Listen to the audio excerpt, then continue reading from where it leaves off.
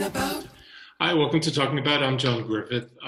Viewers of the show know that today's guest is no stranger to our audience, an amazingly talented writer who we've had on many times before, Jacqueline Simon Gunn, whose latest book, Before the Footprints Fade, it's book 2 in the Hudson River book series. I hope I'm introducing this right. Welcome, Jackie. I'm so glad to have you. Thank you for having me. Thank you.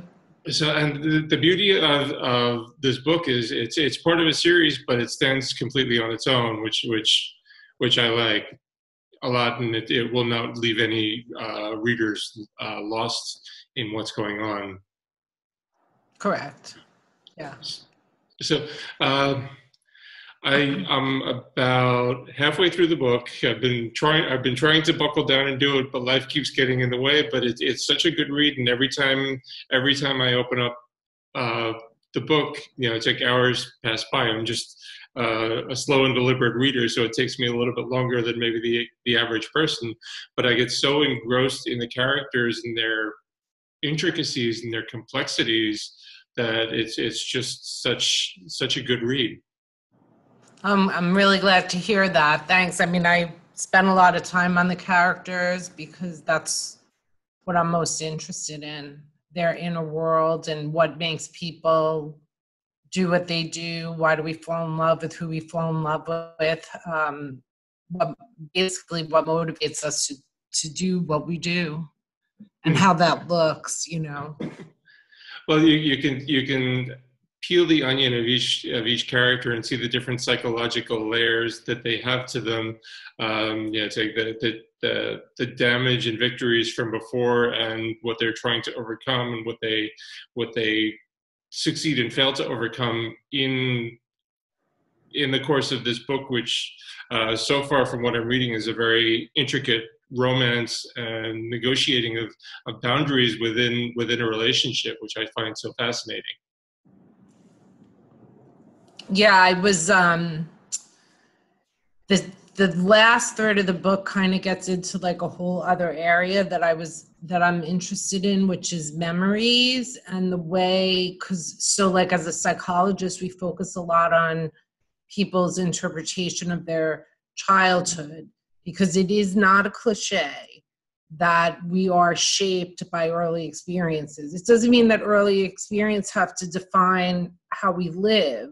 Just if you had bad experiences, it doesn't mean that you have to have a bad life or that you're constantly pulled down by it, but that those are influences which you see in the beginning of the book from two totally different family lives, and the way that manifest. And even like for Harry, who seems to have had this like idyllic childhood, even he is carrying weight from family issues. So I take that up a notch in the last third of the book, when I really open it up and I start looking at the way that our present actually influences the way we see the past, so that memories change. Mm. So what we remember, say at 20 or 25, when we look back, may be different at 35, maybe different at 45, at 55, because we are influenced, our perception of things is influenced by life experience. So it's kind of like a little bit note that, because our life experience affects memory, and we can. Time does heal, or time can expose the wound even more. Yeah, well, I mean, I think one of the things I really like about writing romantic fiction, not that they're traditional romances, because the character, it's like almost, I just don't want readers to be disappointed. It's not a romance novel, and there's not a lot of emphasis on just, because a lot of romance novels have like a very strong protagonist and like an alpha male, and there's a lot of sex. It's not that kind of book, but it is a love story. But I'm really looking at the depth of the characters and how who they are influences how they love other themselves and each other. So it's like, I don't think she's the typical protagonist, and he's the typical alpha male, even though I tend to like more introspective men, so he is something I would like, but he's not all, you know, big, tough, and the sex scenes are not as explicit. So I just wanted to make that clear, because I just feel like it is a romance novel, but it doesn't follow the traditional romance novel. And I don't want, I mean, the last thing I really, of course it happens, but I don't want readers to pick it up and think it's something it's not and be disappointed. So it is a love story, but it is also psychological fiction and has deeper themes. But in any case, we see that his childhood has also affected him, and so has hers. But like, the growth comes from the relationship between the two characters. I mean, that's one of the things I love writing about. One of the reasons why I like writing love stories is because a lot of the growth happens not just in our experience on the outside, whether it's career or just other external environmental factors, but from what we are pushed to look at within the relationship with someone else. And I think love does that more than anything, because it forces us to be vulnerable and to like dig deeper. So it drugs up insecurities and raw emotions that can turn negative sometimes, but that's often how we learn and grow. And hopefully we get the happily ever after, and we learn and grow enough with that person, that's the character we're with in the book, or that chapter, for it to happen with that person. But if not, it's not a failure, and it doesn't have to end there. It just means that it doesn't happen in that relationship. I hope that makes sense, what I'm saying. It does. It is. I think a lot of what's going on in the back of my head as I read it is that it's difficult to love and respect another person until you love and respect yourself. And if you have some barriers that are put into your head, you're often your own worst enemy in your relationship. Right. Well, I picked, so Amanda's character is different than my other protagonist because she comes from an emotionally abusive history. Her mother was emotionally abusive and neglectful, and she doesn't know who her father is. And then she meets a charismatic musician who appears to have everything going for him on the surface, but Harry's conflict basically is that he's had to have that image his whole life. The expectations that have been placed on him have caused him to question himself. So it's I think they see something that's missing within each of them, within the other person, and it kind of draws them together, and then it sort of makes for this like growth experience, which is in the form of tumultuous passion, which is interesting to write about. But I wanted to write a character that is someone that people that may have gone through experiences of emotional abuse, or just have some insecurities from, say, bullying in childhood, or not feeling attractive enough, just some of the things that carry over into childhood, and how that then translates into young adulthood, and how that can influence our relationships. And as her story arc goes on, there's really a lot of growth, because it's sort of how she has to overcome those barriers in order to find the happiness she wants. So she's in her own way. So I'm trying not to give too much away, Yeah, especially that makes sense. And that's what makes it so realistic and so gripping, because your characters you can get emotionally invested in, and you root them on, and when self-destructive behaviors come out, you say, no, don't do that. Why are you doing that? Yeah, get it, break that cycle. I mean, I think it's because I just think we all do stuff like that. I mean, I definitely have moments where I look back on in my own life, which are cringeworthy. And I mean, it's not something that I look back on, I'm like really happy that I did or feel proud that I did, but they are part of my history and they have helped me learn about myself. And I want readers to be able to read the story and see that and possibly relate to it, and then see how she grows from those experiences. Because a lot of times people in therapy come in and they really have a lot of shame about things that they've done or said, decisions they made that are just part of the human experience. And when you've been a therapist for a long time, you realize that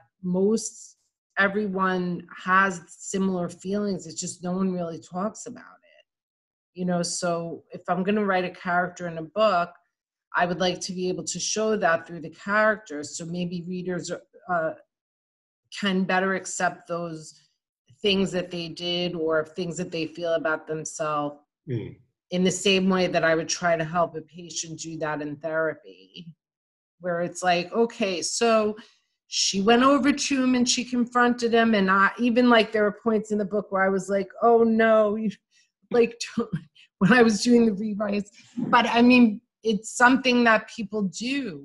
We all have moments like that where we feel insecure and we react upon those insecurities, and we don't have to be ashamed of it. It's just something that happens when we care. Right. I've had life experiences where it's like I've learned how to verbalize a little bit more of what I'm feeling to others around me. And I was at work one day and I just expressed the feeling that I was having, and a guy coworker is like, "You feel that too?" I thought that was just me that got that wave of feeling, and yeah, it's right. like we're all in this together. Right, exactly. Yeah. And being in the profession that you are, how do threads of that come into it? Because you see little bits and pieces of people that you come into contact with, and I'm sure, well, as with any good writer, people in your life infuse your characters. Does that happen maybe a little bit more so because of what you do? I actually, I think the way that my work influences the writing the most is the motivation. So in some ways, the characters to me are just a variation on the way I would analyze a patient.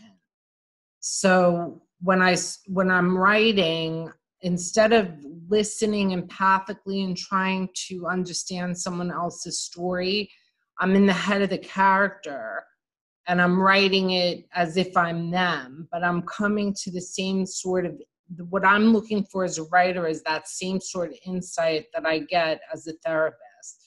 So, for example, like someone does something, and that something has multiple meanings, so like in my thriller series, murder has multiple meanings. Murder itself is only an action. Falling in love is only an action. So what I'm interested in is what is motivating each individual character, and the intricacies of how biological personality traits and environmental factors interact and then are influenced by who the person meets. So like in psychology, we call that the difference between intrapsychic versus interpsychic. So we are all a mix of traits that we're born with, and then the way the environment influences how those traits evolve and what they look like. But then, I'm sure if you think about it, you'll know what I'm talking about. When we meet people and we get people, it doesn't have to be romantic love, but at least people we're close with, friends or family, people at work even, they bring out different sides of us. Mm-hmm. And so that's also what I'm really interested in when I'm writing, who they are, how they got to be who they are, and then what happens. What happens when Amanda meets Harry is only going to happen between Amanda and Harry. It's a unique world between those two people. And I'm looking at how his psychology affects her psychology and vice versa, and how each one of them may experience pain or love or growth. How does her pain have him reflect on things in his own life, and how does his success have her reflect on the successes in her life, and how does that change each one of them? So like, I believe people change, and that comes up later in the book. Can Harry change or not? Can Amanda change or not through another character? There's like two major twists in the plot that come later in the book, so I hope I'm not being too vague. I don't want to overshare with the audience either, because but I love the way that you write them and say what could be misconstrued as just a simple descriptive, like early on in the book. Say with Amanda, and just like one sentence about her relationship with her mother before you actually meet her mother in the book really informs the situation when you do meet her mother.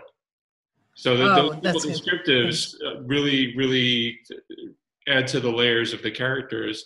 And I don't want to misrepresent the book, because we're talking about psychology of people and things. Yes, there's a psychological layer to it, but it's not a deeply analytical book. It's a good read. It's a good story, and it's interesting and fun to watch these characters develop together and grow and stumble, and I can't wait to see where they're going. It's definitely an easy read. I mean, my goal is to like reveal who the characters are, but also to write something that people will just enjoy reading. It's just that I think a lot of, I'm more interested in the characters, and the characters themselves almost drive the plot, if that makes sense. Like, it's not that the plot's not there or the plot is loose, but it's just the characters actually are a large part of what drives the story, how they're thinking, how they make their decisions and stuff like that. But yeah, I would say it was I think all of my fiction are quick reads for people. Right, but a quick and a good and easy read does not mean that you don't. So you still have that, and you still have the complexity of characters, and again you have the growth, and you have the story, and where they've been, where they're going, and who they're going to be, and that's something that I enjoy a great deal. I'm really glad to hear that. Thank you. Yeah, I've seen that the book has been received very well. I just did a little quick cyber stalking. I see so you got 5-star review on Goodreads, and the reviews are really positive. So I'm glad for you for that. Thank you. Thanks. Yeah, I just finished the 3rd book in the series, but this series will all read as standalone. So it's the 3rd book in the series, but it's like Harry and Amanda are in it, but they're just very on the side. It's like 2 new characters, but in the same universe. It's a shared universe. Yeah. Yeah. Which is, I think we started with that, and it's part of the series. The characters are there, but it's in and of itself an independent story and part of a greater web, which is nice. Is this going to be a trilogy, or can this go beyond the 3rd? Once? So I have some ideas for the 4th book. So the basis, like Hudson River series, the 1st book takes place, like, I'm really interested in the relationship between New Jersey and New York, because I grew up on the New Jersey side of the Hudson River, and we used to sit on the cliff, which seems absolutely nuts now when I think back, but when you're a teenager, you don't think. We used to literally sit on a cliff and drink beer, and we would see this, like the skylines right there. You feel like you could touch it. You could see the cars riding in Midtown Manhattan. So I really grew up on the Hudson River, basically. And then when I moved to the city, I was on the other side of the Hudson River. And so the first book takes place in New Jersey and New York. The second and third books are only I just switched it over into New Jersey because a lot of my friends from childhood were reading the series and they just loved the references that were familiar to them. And since New York gets written about all the time, I said, let me do the opposite side of the Hudson River, but it's all like Weehawken and Hoboken, all the cities on the New Jersey side of the Hudson. So that'll be kind of what ties it together. So it gets complicated because, like, how did, everyone sort of knows each other or heard of each other, even if they didn't meet, because they were all around the same age and grew up in the same area, which I wouldn't have been able to do if I kept it in New York City, because so many people in the city, it's too big. I mean, yeah, it's too big, it's too transient. Yeah, too transient, right? So yeah, it's I'm leaving the virus out, though. I was like, when I was writing this book, I said, well, if it's in the present, right, like the whole world has changed, but I'm not. I'm just writing it as if it's like, say, 2019 or something, because that is a whole other thing. That's a whole other thing. That could be a whole separate book. And right. We don't even know what that's going to be yet. Exactly. That's why I just left it. But it was a question that I saw come up in writers groups.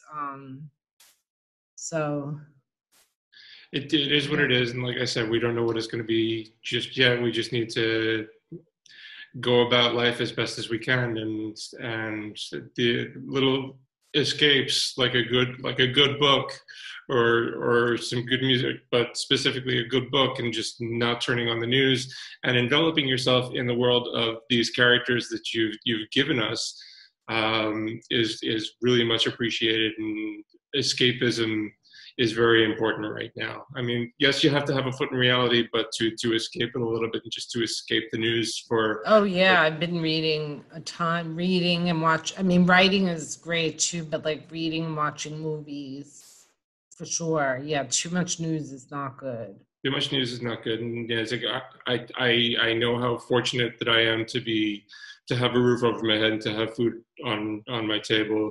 And I hope that you are as well. Yes. Mm-hmm. And yeah, I was going to save it for the closing part of the show, but for the people out there who have the ability to give a little bit to food banks and such, definitely should. And the people who have the ability to and the time to donate blood, that's very needed right now. So if you have it in you to give to these charities, please do.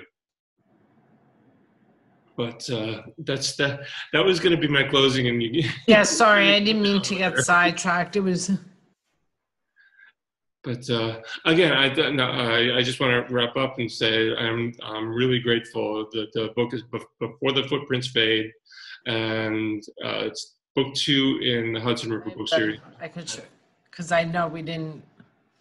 Yeah, I'm reading a copy. Well, normally I'm in the studio and we have the book, so I figured. And hopefully we'll get back to the point where for the next book we can have you in the studio. Are there any books that you have in the works outside of the series? I have one book one book that came out in November, which is probably like one of my favorite books, is called It's called The Cat Who Ate His Tail. This book is out on Amazon. If anyone wants something that is fun and heartwarming, but is also filled with like opportunities to think more deeply, this book is my cat's memoir. Okay. And he actually did eat his tail. So it is based on a true story. He ate his tail, and the SWAT team had to come to my apartment on the Upper East Side and helped me get him in the box to save his life. So he wrote a story about it.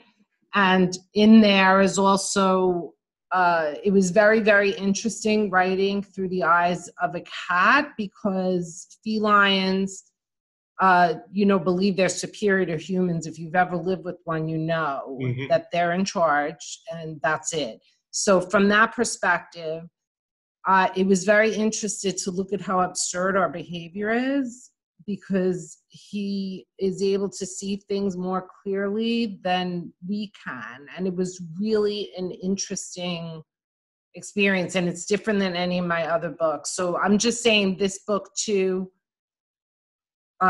is kind of like a very fast read. And if for people who like cats up, he's very funny. He says, because he was 20 pounds and he's very upset that we're trying to control his food. And he doesn't understand why the humans have this conspiracy against food, that you should only eat certain things. And he says, I'm not fat, I'm substantial. I'm only 20 pounds. What do they want me to be, a waif? I mean, it's really funny. Yeah. So that book is out on Amazon. It was the one right before the Footprints Fade. They released very close together. And I have another series called the Where You Land series, and book 3 of that book should be out this summer. And that's psychological romantic fiction. The writing is a little bit different than Before the Footprints Fade, but it's also written from like 5 points of view. And I think it's probably a little bit faster, and there's a lot of drama, because it's book 3, and this is a book that's, the characters are all in a clinical psychology program, so it's created like a web, who slept with who knows the secrets about the other one. So it's like a very fast read.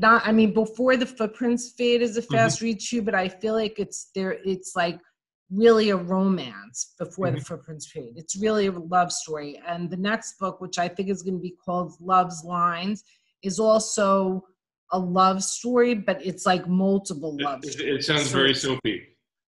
Yeah, it's kind of like Melrose Place, right? It didn't start off that way, but it's turned into sort of it's sort of like a Melrose Place type genre, I would say, like drama, but romance, sex, intrigue, kind of.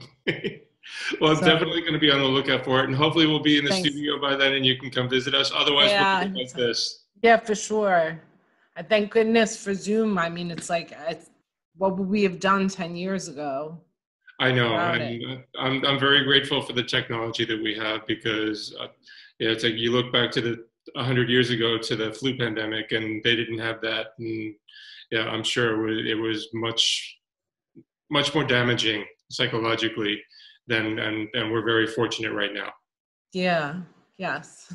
For sure. So, well, thank you for your writing. Thank you for spending time with me. Before the Footprints Fade is available online wherever you get your books, and once the physical stores open up, I'm sure you could special order it there as well. Again, check it out. It's very much worth reading. Jackie, thank you so much for spending time. Thank you so much for having me. I'm really grateful. And you've been watching Talking About. I'm John Griffith, and I will see you again next time. That's what I'm talking about.